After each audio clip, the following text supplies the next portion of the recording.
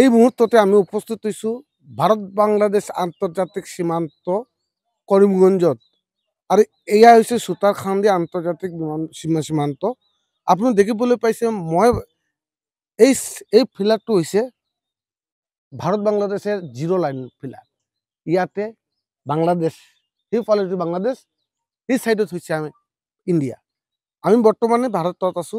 আমি এক পাক আগে দিছে বর্তমানে আমি বাংলাদেশত আছো। এই সকল পরিবার হচ্ছে ভারতীয় পরিবার। পার্টিশনের পূর্বর পৰা তেখেতে ইয়াতে বসবাস কৰি আছে। আমি তেখেতলোকে পুনঃ যত্ন কৰিম যে ইয়াতে তেখেতে কি কারণে কিমান দিন আর কি সুবিধা অসুবিধার সম্মুখীন হইতে লাগা হয়েছে। হয়, কি নাম আপনার? শিবু নমস্কার। কত বছর ধরে এখানে আছে? এখানে তো আমরা তো বাপ দাদা সবগুলা স্বাধীনতার আগনে আমরা এখানে আছি। এটা কতটা পরিবার এখানে আছে? ৩৬টা পরিবার আছে স্যার।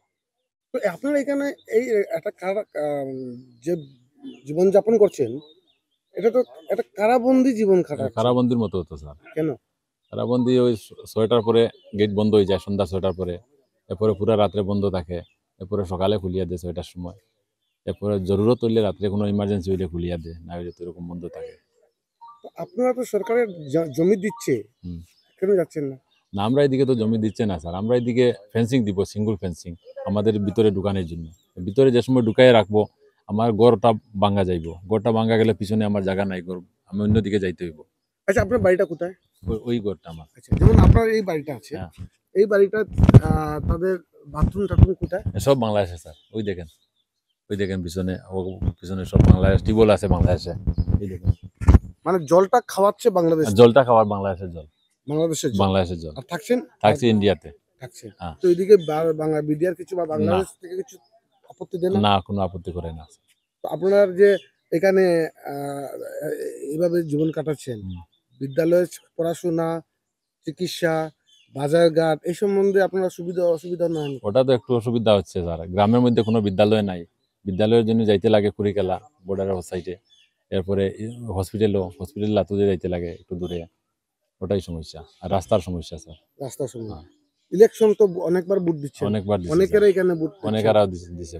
আপনারা এই ইলেকশন, লোকসভা আছে, বিধানসভা আছে, ভোট তো দেন? ভোট তো দেই স্যার। তাহলে আপনারা সুবিধার নেতারা কোনো কাজ করে না? ওটা তো করে না কোনো কাজ। কমলা ওই যে আমাদের বিধায়ক আসিলা, ওই ৩-৪ মাস আগে দেখছেন, দেখিয়া বলছেন যে ১৫ দিনের মধ্যে রাস্তা বানাই দিন। এখন ৩-৪ মাস হয়েছে, রাস্তা তো হচ্ছে না। পঞ্চায়েতে কাজ করা হয় নাকি? পঞ্চায়েতের কাজ তো জলন লাইন করা হচ্ছে, আর কোনো কাজ নাই। পঞ্চায়েতের কাজ ১০ বছর হয়েছে কমসে কম, কোনো কাজ হচ্ছে না পঞ্চায়েতের। অসুবিধা কি? আপনার সরকার কাছে কি চাই? ওটাই অসুবিধা। গ্রামে যে জিরো লাইনে আমরা গড় আছে, গড় থাকার কারণে এই যে জিরো লাইনে পাকা গড় সরকারে দিচ্ছে না আমাদেরকে। আর এরপরে সরকারে দিচ্ছে, দেওয়ার পরে বাংলাদেশ বিজেপি নাম মানা করি দিয়ে মিটিং করিয়া যে জিরো লাইনে পাকা গড় হইব না। এই কারণে আমাদের এইরকম খাসা গড় স্যার। এরপরে ওই যে ঝড় বৃষ্টির সমস্যা, ঝড় বৃষ্টির সময় অনেক সমস্যা হয়ে যায়। এই যে পাকা খাসা গড়গুলা না, বাঁশের পিলার আছে, ওটা বাতাসে উড়াইয়া নিয়ে যায়। ওই গড়টা একবার পুরা উড়াইয়া নিয়ে গেছে বাতাসে। একটা কথা বলতে গেলে আপনারা ইলেকট্রিফিকেশনের বহু প্রবলেম হয়, বহু সমস্যা স্যার। কারেন্ট সবসময় থাকে না? সবসময় থাকে না কারেন্ট। কেন? আসাম সরকার বলছে 24 ঘন্টা কারেন্ট দেওয়ার জন্য। থাকে না স্যার সবসময়। ওই যে এখন বৈশাখ মাসে তুফান হইব, 2-3 দিনও কারেন্ট থাকে না অনেক সময়। ওটাই। তো আপনি দেখতে পাচ্ছেন, আপনি দেখবলৈ পাইছে আমি বর্তমানে ভারত বাংলাদেশ সীমান্ত সুতারকান্দিত আছে। আৰু ইয়াতে দেখাবলৈ পাইছে আপোনাৰ বহু সংখ্যক ঘৰ বাৰী ইয়াতে স্থায়ীভাৱে বসবাস কৰি আছে। ভাৰত স্বাধীনতা পূৰ্বৰ পৰা তেখেতে ইয়াতে বসবাস কৰি আছে এবং তেখেতে বিভিন্ন সুবিধা সা সুবিধাৰ পৰা বঞ্চিত হৈ আছে। ইলেক্ট্ৰিফিকেশ্যন আদি পঞ্চায়তে বিভিন্ন কাজকৰ্মৰ পৰা তেখেতে বিভিন্ন অসুবিধাৰ সন্মুখীন হৈ আছে। আটাইতকৈ ডাঙৰ কথা হৈছে ইয়াতে যে স্থানীয় পৰিবাৰসকল আছে, তেখেতে কিন্তু এক প্ৰকাৰ বন্দী জীৱন কাটাব লগা হৈছে।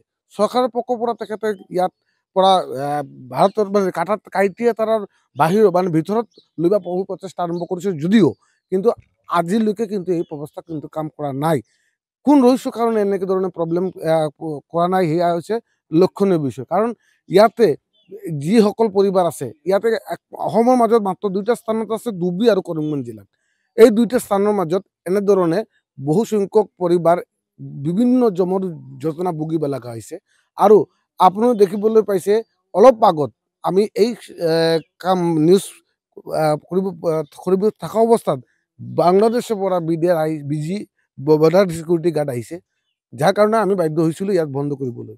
কিন্তু এই সকলের পৰিয়ালৰ আৰু বিভিন্ন অসুবিধাৰ সন্মুখীন আছে।